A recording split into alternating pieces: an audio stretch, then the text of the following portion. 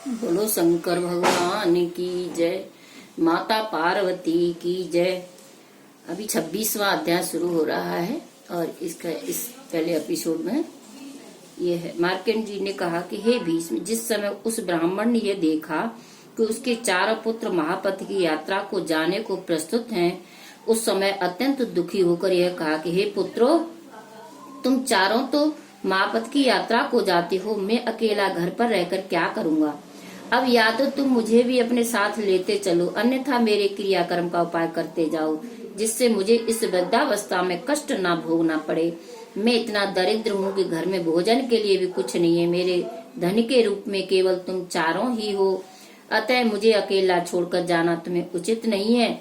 यह सुनकर उन लड़कों ने उत्तर दिया कि हे पिता, तुम कपिला नगरी के राजा ब्रह्मदत्त तथा उसके दोनों मंत्रियों के पास जाकर हमारा संदेश कहना, वे तुम्हें असंख्य धन दे देंगे, जिससे तुम्हारा जीवन सुखपूर्वक कट जाएगा। हे भीष्म, इतना कहकर उन्होंने ब्रह्मदत्त तथा उसके मंत्रियों के नाम एक पत्र इस आशय का लिखा कि भाइयों, हम तुम पूर्व जन्म के भाई हैं।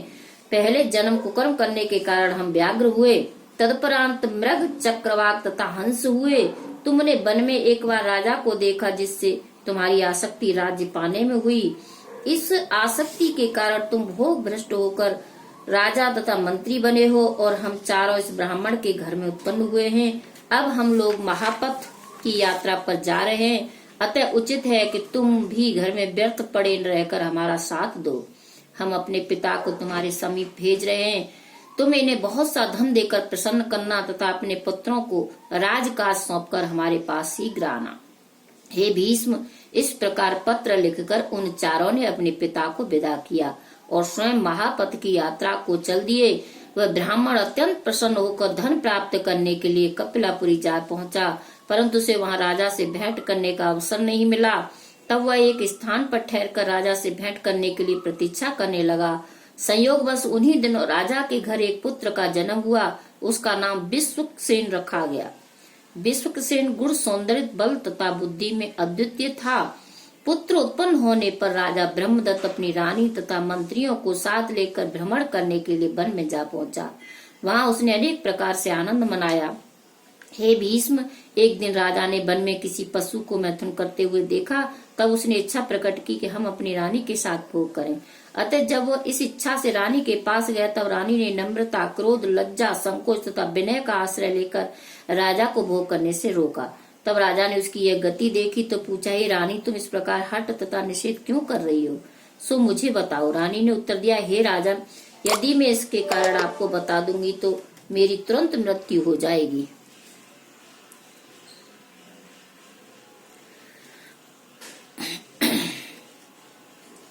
अतः आप इस संबंध में मुझसे कुछ पूछने की कृपा न करें। रानी के यह वचन सुनकर राजा अत्यंत आश्चर्यचकित हो निर्जल व्रत धारण कर जगदीश्वर का ध्यान करने लगा। जब उसे व्रत रखते 6 दिन तथा 6 रात व्यतीत हो गई, तब परमेश्वर ने प्रकट होकर राजा से ये कहा कि हे राजन, प्रातः काल होने पर तुम्हें सब व्रत ज्ञात हो जाएगा। हे भीष्म, इतना कहकर जब परमेश्वर अंतर्ध्यान हो गए, प्रातः काल होने पर राजा अपनी रानी तथा मंत्री को साथ लेकर राजधानी की ओर लौट चला। जिस समय वह राजधानी को लौट रहा था, तभी मार्ग में अवसर पाकर उस ब्राह्मण ने, जो राजा के अन्य 4 भाइयों का पिता था, वह पत्र राजा को दिया। उस पत्र को पढ़ते ही राजा का मन संसारी माया मोह से विरक्त हो गया। तब उसने ब्राह्मण को बहुत सा धन देकर विदा कर दिया। फिर स्वयं भी अपने पुत्र को राज सिंहासन सौंपकर रानी सहित तपस्या करने के हेतु महापति की यात्रा पर चला गया। हे भीष्म, जब राजा मान सरोवर को जा पहुंचा, तब वहां उसकी सुमिता नामक रानी ने, जो देवल की पुत्री थी, उसे यह बताया कि हे स्वामिन, उस समय मैंने आपके साथ जो भोग नहीं किया था, उसका कारण यह था कि मैं आपको संसारी भोग विलास से विरक्त करके यथार्थ मार्ग पर लाना चाहती थी। ईश्वर की कृपा से मेरा वह मनोरथ पूर्ण हुआ। आप इस अपराध के लिए मुझे क्षमा प्रदान कर दें। रानी के मुख से यह वचन सुनकर राजा ब्रह्मदत्त को अत्यंत प्रसन्नता हुई। तदुपरांत वह वहीं रहकर रानी सहित भगवान शिव जी की तपस्या करने लगा और अंत में परम पद को प्राप्त हुआ। हे भीष्म, कुंडरीक नामक जो भाई मंत्री था, वह भी राजा के चले जाने के उपरांत अपने पूर्व जन्मों का स्मरण कर संसारी मोह माया त्याग, सांख्य शास्त्र की रीति से योग धारण कर मुक्ति तथा पांचक नामक दूसरा मंत्री भी वेद की रीति के अनुसार शिव जी का तप कर योग मार्ग द्वारा परम पद को प्राप्त हुआ। इस प्रकार विश्वामित्र के 7 पुत्र अनेक शरीर धारण करने के उपरांत मोक्ष को प्राप्त हुए। उनकी मुक्ति का कारण पितरों की सेवा ही समझनी चाहिए। पितरों की भक्ति करने से मोक्ष अवश्य प्राप्त होता है। ब्रह्मा जी ने कहा कि हे नारद, भीष्म पितामह के मुख से पितरों की महिमा सुनकर युधिष्ठिर को अत्यंत प्रसन्नता प्राप्त हुई। तब उन्होंने अपना मन पितरों की सेवा में विशेष रूप से लगाया। यह चरित्र अत्यंत पवित्र है। जो लोग इसे पढ़ते, सुनते अथवा दूसरों को सुनाते हैं, वे संसार में सब प्रकार के आनंद प्राप्त कर अंत में मुक्त हो जाते हैं। इतनी कथा सुनाकर सूत जी ने कहा कि हे शौनकादि ऋषियों, ब्रह्मा जी के मुख से शिव जी के गुण चरित्रों का श्रवण कर नारद जी अत्यंत प्रसन्न हुए तथा भगवान सदाशिव का स्मरण कीर्तन करते हुए उनसे विदा लेकर भ्रमण करते हुए चल दिए। भगवान सदाशिव की महिमा तीनों लोकों में प्रसिद्ध है। जो लोग श्री शिव गिरिजा का स्मरण, पूजन एवं ध्यान करते हैं, उन्हें दोनों लोकों में अवश्य ही आनंद की प्राप्ति होती है।